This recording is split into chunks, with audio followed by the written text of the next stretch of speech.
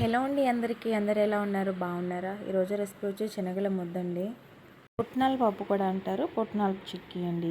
ముందుగా stove on చేసుకుని కడాయి పెట్టుకోండి. కడాయి హీట్ అయ్యాక 1 కప్పు బెల్లం వేసుకోవాలి. కొంచెం నీళ్లు పోసుకుంటే బెల్లం తొందరగా కరుగుతుందండి. నేనైతే ఒక 2 స్పూన్స్ వాటర్ అనేది పోసుకున్నాను. వాటర్ పోసుకొని బాగా కలిపెట్టుకోవాలండి. పాకం అనేది తీగ పాకం ఉండకూడదండి, ముదురు పాకం రావాలి. నేను ఈ రెసిపీ ఫస్ట్ టైం చేసినప్పుడు ఫెయిల్ అయిపోయిందండి. ఎందుకంటే తీగ పాకం చేశాను కాబట్టి ముదురు పాకం రావాలండి. ఇక్కడ చూపిస్తున్నాను కదా ఈ వీడియోలో. గిన్నెలో నీళ్ళు పోసుకొని దాంట్లో కొంచెం పాకం వేసుకుంటే ఇలా బాల్రా రావాలి.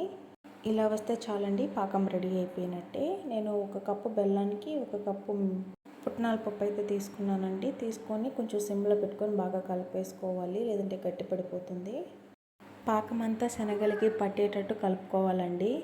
అలానే 1 స్పూన్ నెయ్యి వేసుకొని కలిపేసుకోండి.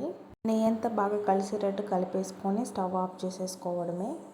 స్టవ్ ఆఫ్ చేసుకొని ఒక 2 నిమిషాలు ఆరనివ్వాలండి.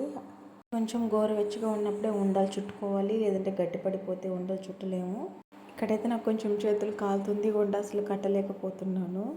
మీకు పాకం కొంచెం గట్టి పడిపోయింది అనుకున్నప్పుడు కొంచెం హీట్ చేసుకుంటే కొంచెం లూజ్ వస్తుంది. అప్పుడు మళ్ళీ ఉండలు చుట్టేసుకోవడమే. అన్ని ఈ సైజులో ఉండలు చుట్టుకోండి.